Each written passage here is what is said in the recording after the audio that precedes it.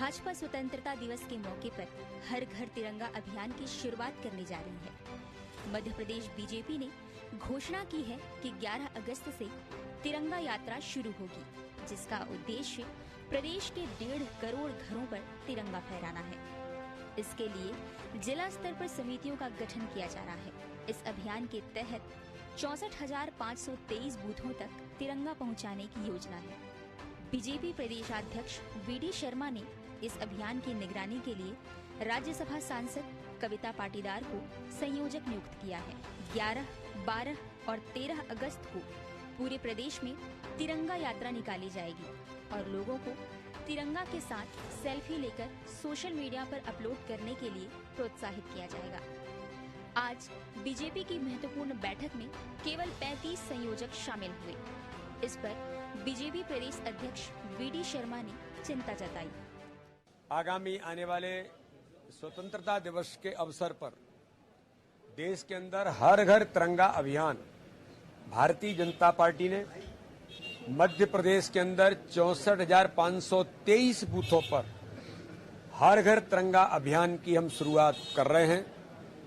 युवा मोर्चा हमारा 11, 12, 13 अगस्त को प्रत्येक विधानसभा के अंदर भारतीय जनता पार्टी के नौजवान तिरंगा यात्रा का आयोजन करेंगे। तो दूसरी ओर सेल्फी विद तिरंगा ये भी हमारे लोगों ने अभियान लिया है और सोशल मीडिया पर बाकी सारे हमारे मीडिया के इस तंत्र में भी इस अभियान को ऐतिहासिक अभियान बने, ये आज भारतीय जनता पार्टी की बैठक में विशेष तौर पर इसकी हमने तैयारी की है। वहीं दूसरी ओर कांग्रेस ने हफ्ते भर तक विभिन्न जिलों में धरना प्रदर्शन करने की योजना बनाई है।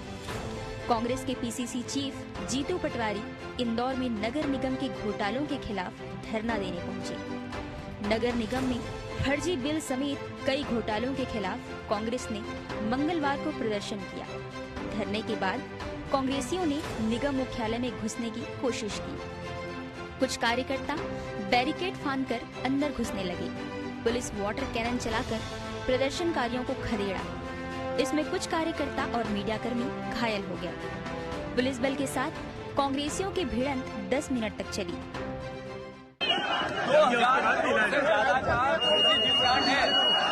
अगर सही तरीके से जांच हो तो भारतीय जनता पार्टी की मीटिंग अब बीजेपी कार्यालय नहीं हो सकती, ये जेल के सलाखों के अंदर हो सकती है। सारे ग्रुप एक साथ है। इंदौर शहर के लोग वोट देते हैं तो अल्टीमेटली जो भी भ्रष्टाचार का असर आता है वो इंदौर शहर की जनता पे आता है, जिनने वोट दिया उन पे ही आता है। दोनों पार्टियों की यह गतिविधियां सियासी तौर पर महत्वपूर्ण है। बीजेपी का दावा है कि उसका तिरंगा अभियान राष्ट्रवादी भावना को बढ़ावा देकर आम जनता में अपनी पैठ मजबूत करने का प्रयास है। वहीं कांग्रेस का धरना अभियान सरकार की नीतियों और कार्यप्रणाली पर सवाल उठाकर अपनी राजनीतिक जमीन को फिर से मजबूत करने की कोशिश दिखाई देती है।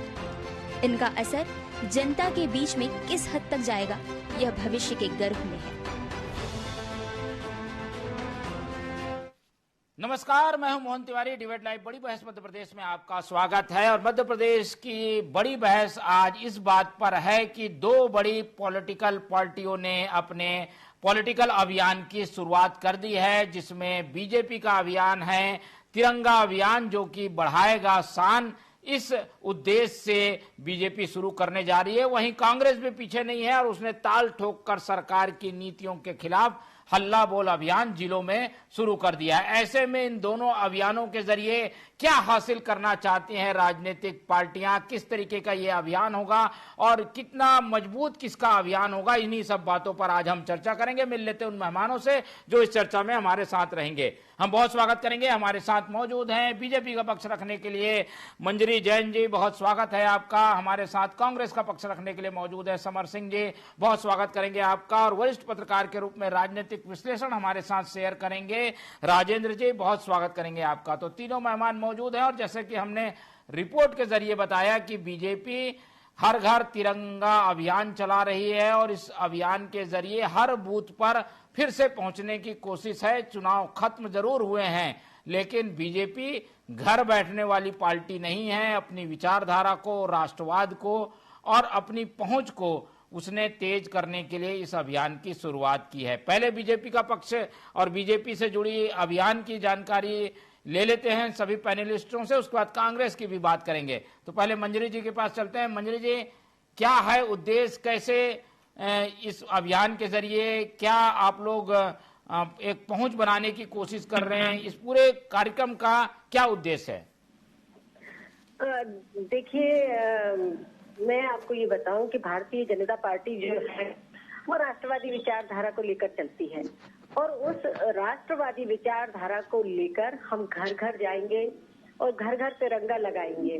तो हमारा देश 15 अगस्त 1947 को आजाद हुआ और युवाओं में भी वह जोश रहे, युवा भी उस आजादी को समझ सके कि हमने किन हालातों में और कैसे किन परिस्थितियों में आजादी को हासिल किया है, उसका क्या महत्व है और राष्ट्र के प्रति हमें हमारा जो समर्पण भाव है वो कैसा रहे।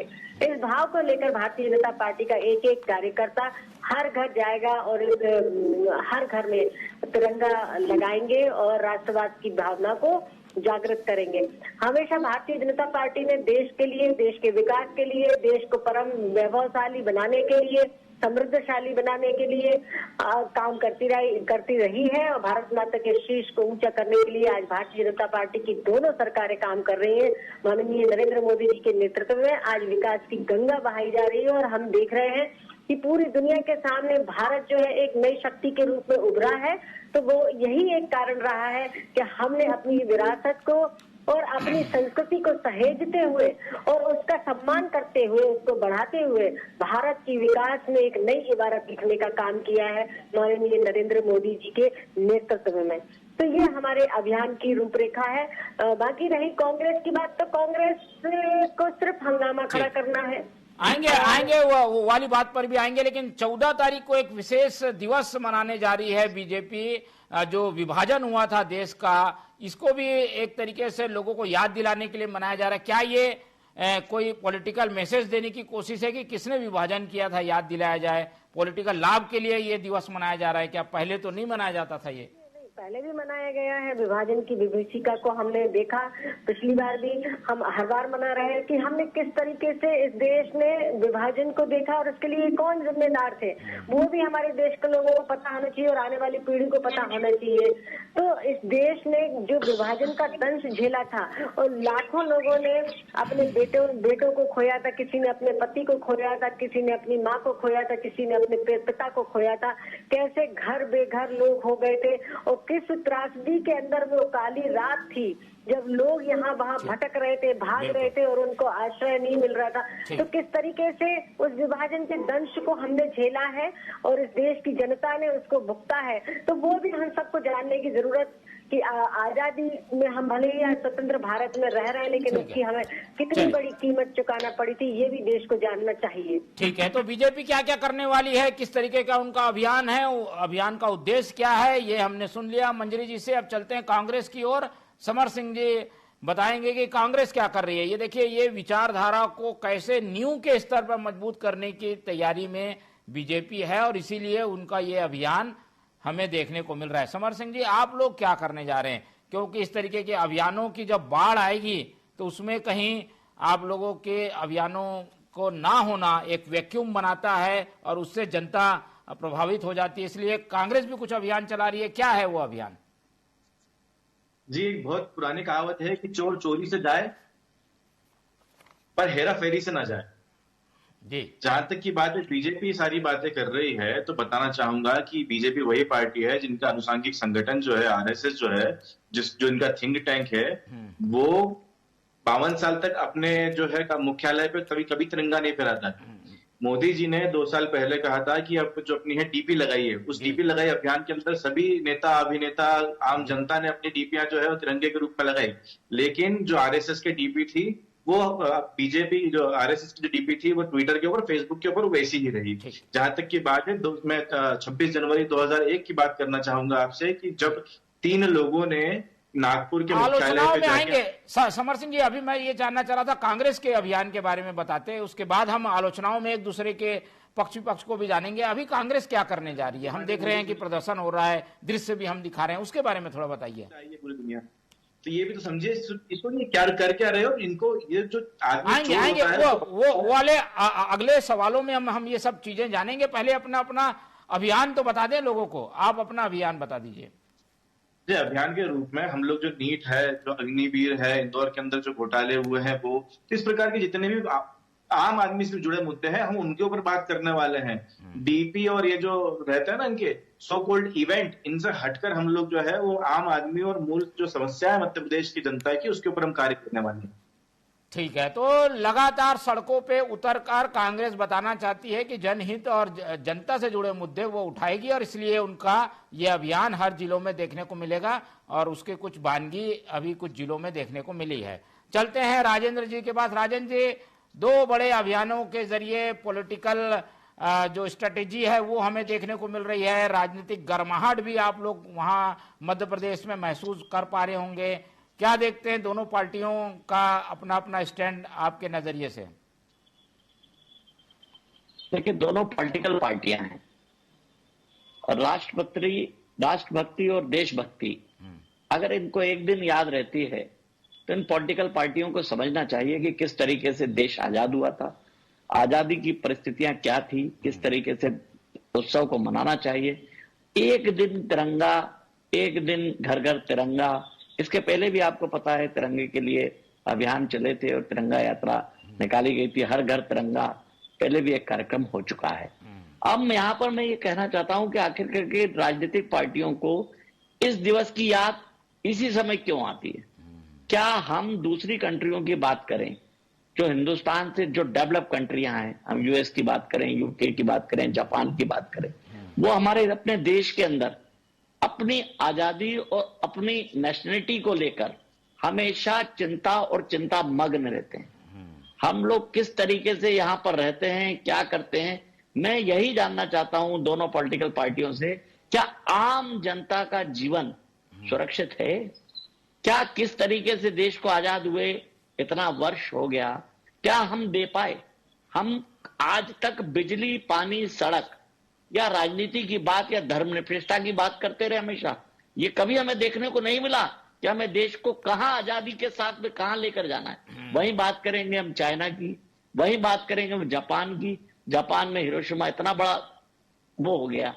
उसके बाद भी देखिए, आप दुनिया में गिने चुने जो राष्ट्र होते हैं, जापान, आपको पता होगा, मैं जानकारी के लिए एक बात बता देता हूं कि जापान का अगर आपके पास नेशनलिटी है तो उसका आपको किसी भी कंट्री में जाने के लिए वीजा की जरूरत नहीं। तो इस तरीके की चीजें हम क्यों नहीं डेवलप कर पाए? क्या हम यही एक दिन का इंतजार करते हैं कि हर घर तिरंगा लगाएंगे, या हम विरोध प्रदर्शन, धरना, आंदोलन ही करते रहेंगे? इनसे सब बाहर निकलेंगे। नेशनलिटी के लिए साल भर होना चाहिए, एक दिन की उम्मीद नहीं करना चाहिए। और इस नेशनलिटी को मनाने के लिए हमेशा हम उस देश में पैदा हुए हैं जहां पर पूरा धर्मनिरपेक्ष देश है। बिल्कुल, उसको ध्यान में रखते हुए हमें यह काम करना चाहिए। भारतीयता हम में सबसे पहले होना चाहिए, राष्ट्रवाद हम में होना चाहिए, राष्ट्रवाद के प्रति भावनाओं को प्रेरित करना चाहिए। दोनों पॉलिटिकल पार्टियों से मैं हमेशा इस बात के लिए आग्रह और निवेदन करता हूं। ठीक है, बिल्कुल। तो एक अच्छी सीख और सलाह दोनों दी है राजेंद्र जी ने, तो इसको शायद अडॉप्ट दोनों पार्टियां करें, पर एक दूसरे के अभियान का काट कैसे करेंगे, क्योंकि ये अभियान दूसरी पार्टी के लिए एक तरीके से बड़ा चैलेंज साबित होने वाला है। पहले चलते हैं राजेंद्र जी के पास और उनसे जानते हैं कि बीजेपी ये जो अभियान चला रही है, ये एक तरीके से जो तिरंगा था कांग्रेस के झंडे से काफी मिलता जुलता, उस आयोजनों को कांग्रेस से जोड़कर हमेशा देखा जाता था, उसे छीन लिया है बीजेपी ने। कुछ सालों से जैसे आयोजन हो रहे हैं, ऐसा लग रहा है कि ये स्वतंत्रता दिवस समारोह से लेकर बाकी आयोजन पूरे बीजेपी के पक्ष में चले गए। इसका क्या काट है? आप लोग को लगता है कि ये इस तरीके के आयोजन आप लोगों को पॉलिटिकल नुकसान पहुंचा रहे हैं? समर जी। जी, आपने राजेंद्र जी बोला सर। तो जहां तक की बात है सर कि इस प्रकार के कोई कार्यक्रम है बीजेपी कांग्रेस को कोई नुकसान नहीं पहुंचा सकते हैं। कांग्रेस तो जब से है, जब से बीजेपी पार्टी का कोई आधार भी नहीं रखी गई थी। और जहां तक की बात है कि पूरी देश और दुनिया जानती है कि जो बीजेपी है ये इवेंटों के माध्यम से इस प्रकार के कार्यक्रम से कभी टॉर्च जलवा देंगे, कभी थाली बजवा देंगे, कभी ताली बजवा देंगे, कभी डीपी लगवा देंगे, कभी तिरंगा लगवा देंगे। लेकिन एक बात बताइए, इन्होंने कभी बोला कि आज हम बेरोजगारी पे एक रैली निकालेंगे, बेरोजगारी पे चर्चा करेंगे? इतनी हजारों चर्चाएं जो है मन की बात में हो गई है, लेकिन आज तक कोई बेरोजगारी पे, शिक्षा पे कोई चर्चा नहीं हुई। तो ये आप ये देख रहे हैं, भारत की जनता भी धीरे धीरे इस चीज को समझ रही है। देर आए दुरुस्त आए, 15 साल तो 10 साल तो लग ही गए हैं और 2-4 साल मेरे ख्याल से लग जाएंगे। लेकिन एक दिन आएगा कि भारत की जो जनता है, मध्य प्रदेश की जनता है, सब चीज समझने लगेगी कि वास्तविकता में काम करने वाले काम जो व्यक्ति होता है वो कैसा होता है। और इवेंटों के माध्यम से अपनी छवि चमकाने वाले, अखबार के अंदर विज्ञापन देने वाले, टीवी पे अपना विज्ञापन करने वाले, 10 लाख का सूट पहनने वाले, लाखों रुपए का कलम चलाने वाले लोग कौन होते हैं? जहां तक की बात है कि जो मुद्दे कांग्रेस उठा के लेके आ रही है सर, आप उसके ऊपर एक बार गौर कीजिए। हमारे मुद्दों के अंदर गरीब है, हमारे मुद्दों पे छात्र है, हमारे मुद्दों में बेरोजगार है, हमारे मुद्दों में युवा है, हमारे मुद्दों में भ्रष्टाचार है। नहीं, पर देश की स्वतंत्रता को सेलिब्रेट करना भी तो कोई गलत चीज नहीं है, ये तो अच्छी बात है। अगर ये आयोजन सप्ताह भर होता है, घरों में तिरंगे लगते हैं, इसमें गलत क्या है? इस बात पे राजेंद्र जी की इस बात पे बहुत सहमत हूं कि ये जो स्वतंत्रता है ये बहुत सालों में हमें मिली है। इसके लिए लाखों लोगों ने अपने प्राण दिए हैं, तो एक दिन काफी नहीं, इसको दिन भर। और जब जब आप उठे, जैसे ईश्वर को याद करते हैं, वैसे इस देश के ऊपर अपनी जान को निछावर करने वाले उन वीरों को और आजादी के दीवानों को हमको याद करते रहना चाहिए। तो ये जो है शिक्षा हमारे मध्य प्रदेश में और पूरे भारत में हमारे आने वाली पीढ़ी को देना चाहिए। और जहां तक की बात है कि ये जो मुद्दे हैं सब साफ देखिए आप कि 52 साल तक जो संगठन अपने मुख्यालय में झंडा नहीं फहराता है, जो 2001 के अंदर 3 लोग जो थे, बाबा मेंढे, कामले और चेटवानी, अगर वो गए थे उस पे करने के लिए, उन पर FIR करवाता है। इनके जो विधायक हैं ये पैरों के अंदर रखकर जो है फोटो खिंचवाते हैं, अखबार के अंदर प्रकाशित हुआ है वो। और भारत के अंदर तिरंगे की शान बढ़ाने वाली हमारी फोगट बहनें जो आज सेमीफाइनल में प्रवेश कर गई, उनको मैं बधाई देना चाहूंगा आपके चैनल के माध्यम से। जब वो हमारे विदेशों में जाके हमारे देश का नाम रोशन करती है, हमारे झंडे को सम्मान दिलाती है, उसकी आबरू को तार-तार करने का इनकी पार्टी के जो ब्रजभूषण शरण सिंह जी है वो करते हैं। तो जहां तक की बात है, ये पार्टी झूठी है, इनके मुद्दे सिर्फ चुनावी है। और जहां तक की बात है, इनको सिर्फ इवेंटों के माध्यम से अपनी छवि चमकानी है। आप देखिए किस प्रकार से मध्य प्रदेश की जनता को बेवकूफ बना रहे हैं। बड़े बड़े पेड़ काट दिए 30-30, 35-35 फीट लंबे और 1.5 फीट के पौधे लगा के बड़े बड़े फोटो, जितने का विज्ञापन इन्होंने अखबारों के अंदर दिया है, उतने पता नहीं कितने लाखों जो है पौधे लग जाते हैं। तो ये जो मध्य प्रदेश की जनता को और भारत की जनता को समझ में आ रहा है।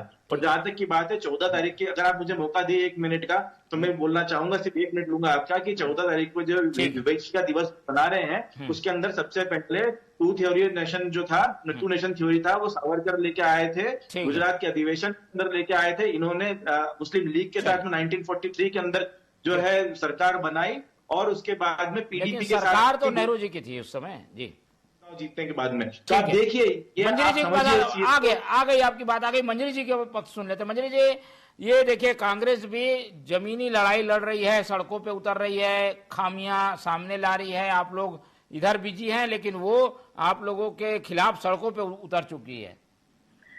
देखिए मनोज जी, बीच में फोन कट गया था, मैं उनकी बात पूरी सुन नहीं पाई हूँ, लेकिन मैं आपकी बात का जवाब दे देती हूँ कि कांग्रेस जो है वो आपस में इतनी बटी हुई है, कार्यकर्ता इनके पास है नहीं। जीतू पटवारी जी असफल अध्यक्ष साबित हुए, हमने लोकसभा चुनाव में भी देख लिया है। अब ये कोई रचनात्मक कार्य नहीं करना चाहते, बल्कि अब ये व्यवधान पैदा करना चाहते हैं, वो हंगामा खड़ा करना चाहते हैं, हुल्लड़ करना चाहते हैं। इसके अलावा इनके पास कुछ नहीं है। इनके पास कोई नीति नहीं है, कोई नियत नहीं है, कुछ काम करने के लिए विजन नहीं है। हम ये कहते हैं कि पक्ष विपक्ष सरकार को चलाते हैं, और जो पक्ष होता है वो सरकार में रह के सरकार के कार्यों को करता है, विपक्ष होता है वो सुझाव देता है, सरकार को आगाह करता है। अच्छे सुझाव जो होते हैं सरकार भी उसको आत्मसात करती है। लेकिन आप कुछ सुझाव नहीं देना चाहते, आप सिर्फ लाइमलाइट में बने रहना चाहते। तो पटवारी अपनी अध्यक्षी बचाने के लिए लेकिन विपक्ष का जो काम है कि मुद्दों को उठाना, प्रदर्शन करना, उनकी मांगों की तरफ तो आप लोग ध्यान देना चाहिए कि भाई जो बातें उठाई जा रही है वो सही है कि गलत है। बिल्कुल, आप मांगे उठाइए ना, मांगे उठाने किसने मना किया है? मांगे उठाने का भी तरीका होता है ना। यदि आपकी मांग ना मानी जा रही हो, आपकी बात ना सुनी जा रही हो, तब तो ठीक है, लेकिन जब आप कोई बात कर ही नहीं रहे हैं, कोई मांग उठा नहीं रहे हैं, तो फिर कैसे बात बनेगी? आप तो धरना प्रदर्शन करना चाहते हैं। आप देखिए 15 अगस्त राजेंद्र जी का भी मैं इसमें थोड़ा सा जवाब देना चाहूंगी कि वो कह रहे थे कि क्या एक दिन तिरंगा यात्रा निकालनी चाहिए या तिरंगा लगाना चाहिए, इस तरीके के आयोजन करना चाहिए। तो ये हमारा देखिए राष्ट्रीय पर्व है और हम हर पर्व को, देखिए दिवाली का पर्व आने वाला है, हम दिवाली का पर्व कितने दिन पहले से मनाते हैं और 11 तक चलता है। तो ऐसा तो नहीं है कि हम डेली दिवाली मनाते हैं, लेकिन हाँ ये सत्य है कि हम डेली अपना मंदिर जाते हैं, पूजा करते हैं, जो जिसकी आस्था होती है वो करता है। तो इसी तरह भारतीय जनता पार्टी भी राष्ट्रवादी पार्टी, हम राष्ट्रवादी विचारधारा को लेकर काम करते हैं, राष्ट्र के लिए काम करते हैं। एक इकलौती पार्टी है जो राष्ट्रवादी विचारधारा के लिए काम करती है, बाकी तो लोग सत्ता पाने के लिए काम करते हैं। और कांग्रेस का भी यही है। अभी देखिए अभी कोई चुनाव तो है नहीं कि हम हर घर तिरंगा यात्रा जो हर घर तिरंगा लगाने का जो काम कर रहे हैं, जो कार्यक्रम आया है वो हमने पिछली बार भी किया था। तो हम जिस दिन हमारा देश आजाद हुआ है, जिसकी वजह से आज हम स्वतंत्र भारत में सांस ले रहे हैं, हर त्योहार अच्छे से मना रहे हैं, वो त्योहार भी हमारा क्यों एक दिन का बन के रह जाए? हम उसे हफ्ता भर 15 दिन क्यों नहीं उसका पूरा सेलिब्रेशन करते हैं जैसे अन्य त्योहारों का करते हैं? तो ये हमारी मानसिकता है और आने वाली पीढ़ी को संदेश है कि स्वतंत्रता का क्या महत्व है। और चलिए ये एक सोच के साथ शुरू किया गया अभियान है और जिस दिन हमारा देश आजाद हुआ है उसको सेलिब्रेशन जो हर जगह होना चाहिए और ये एक सप्ताह अगर आयोजन कर रहे हैं तो इसमें गलत क्या? राजन जी, ये दोनों पार्टियों के मुद्दों की अगर हम बात करें तो अभी तो चुनाव भी नहीं है, प्रयास लेकिन दोनों पार्टियां कर रही है, इसमें क्या दिखाई देता है आपको? कोई पॉलिटिकल लाभ के लिए किया जा रहा है या अपने आप के अस्तित्व बचाने के लिए किया जा रहा है? पहले मैं भाजपा के प्रवक्ता का जवाब दे देता हूं इस बात पे। उन्होंने कहा कि ये जो दिवाली हम मनाते हैं तो हर दिन तो दिवाली नहीं मनाते हैं, बिल्कुल वो एक त्योहार है और ये राष्ट्रीय त्योहार है। इस राष्ट्रीय त्योहार को मनाने के लिए हमेशा हमें सजग रहना चाहिए और इस राष्ट्रीयता को हमें स्वीकार करना चाहिए कि हमें राष्ट्रीयता मिली है। क्या राष्ट्र भावना प्रेरित करना या राष्ट्र के प्रति जागरूक रहना, इसके लिए कोई लेसन दिया है? किस तरीके की बातें हो रही हैं सरकारों में, जिस तरीके का संसद चल रही है या विधानसभाएं चल रही हैं या आपस में रोडों पर जूतम पैजार चल रहे हैं, उससे आपको लगता है कि राष्ट्रीय भावना है? आपने ये तो कह दिया, मैंने सुना इस बात को, ये राष्ट्रीय त्योहार है। राष्ट्रीय त्योहार की जब हम बात करते हैं तो राष्ट्र के लिए बात करते हैं। जब राष्ट्रवाद अब में पैदा है और राष्ट्रवाद के लिए अगर हम काम करते हैं तो राष्ट्रीयता लेकिन इसमें कोई लाभ भी तो नहीं दिखाई दे रहा, चुनावी लाभ भी नहीं है, फिर भी कर रही है पार्टी। तो ये तो एक निस्वार्थ भाव से चलाया गया अभियान माने इसको। देखिए मैं आपको फिर बताता हूं, चुनावी लाभ और हानि की कोई काम नहीं। भाजपा हमेशा जो भी काम करता है, मुझे ऐसा लगता है कि कांग्रेस को किसी तरीके से डोमिनेट करने के लिए वो इस तरीके का शगुफा छोड़ते हैं जिससे कहीं ना कहीं कांग्रेस को अरे वो आजादी हो गया, आजाद किसने किया? उस समय की परिस्थितियों के अनुसार उन्होंने काम किया होगा। उस परिस्थितियों में अगर आपको कोई कमियां लग रही तो दोबारा तो आजाद होगा नहीं, दोबारा आजादी। समझिए आखिरी का कमेंट, डोमिनेट करने के लिए अभियान चलाया जाता है, कांग्रेस डोमिनेट होती है क्या?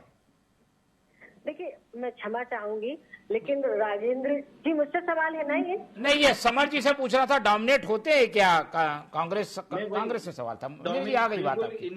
इनकी किसी भी हरकत से कांग्रेस डोमिनेट नहीं होती है। जहां तक की बात है, जो नुकसान होता है इस देश की जनता का होता है। नहीं, इसमें नुकसान भी नहीं होता। देश कोई आयोजन अगर देश की नहीं होता, मेरी बात सुनिए मोहन जी, क्या नुकसान नहीं होता? जब हम रोजगार, बेरोजगारी, युवाओं के बारे में, फर्जीवाड़े के बारे में बात करते हैं, 125 करोड़ का जो फर्जीवाड़ा इंदौर नगर निगम में हुआ है, उसकी जगह हम चर्चा किस बात पे कर रहे हैं कि झंडा अभियान करना चाहिए। झंडा भी तो अपनी जगह है, वो भी अपनी जगह है, लेकिन दोनों के लिए स्पेस तो रखना पड़ेगा।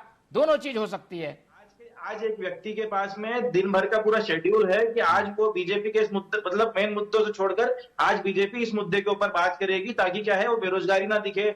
वो जो चांदीपुरा वायरस जो है मध्य प्रदेश में इंटर कर रहा है, उससे 12 वर्ष तक के बच्चों के लिए कोरोना जैसा है, उस पर हम लोग फोकस ना करें। 125 करोड़ रुपए जो घोटाला नगर निगम में होता है, हम उस पर वो ना करें। दीवार गिर जाने से 9 बच्चों की मृत्यु है, चर्चा करें। नहीं, तो इसीलिए ये आपके अभियान को भी हमने जोड़ा है और आपका अभियान भी क्या क्या हो रहा है, कैसे हो रहा है, क्या मुद्दे उठा रहे हैं, ये भी तो हम बता रहे हैं। आप अब अपना काम कर रहे हैं, बीजेपी अपना काम कर रही है।